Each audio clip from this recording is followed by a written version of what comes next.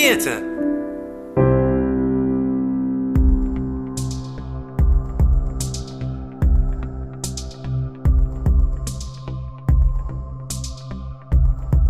You got the stuff? That depends. You got the money? It's in the car. But you don't see the money till I see the product. This is bullshit. I'm out of here. Wait. Fine. It's in the briefcase. That's good. That's good.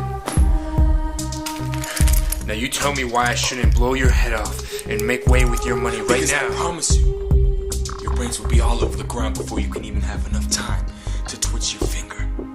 Is that right? That's certain.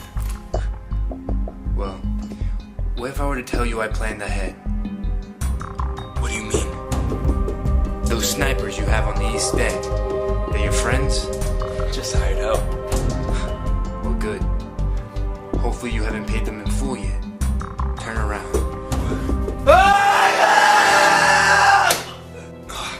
They were just a safety precaution. I don't want any trouble. Of course you don't. Why would you?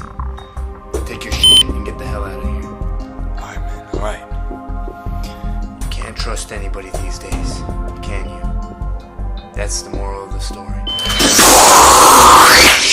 You can't trust anyone.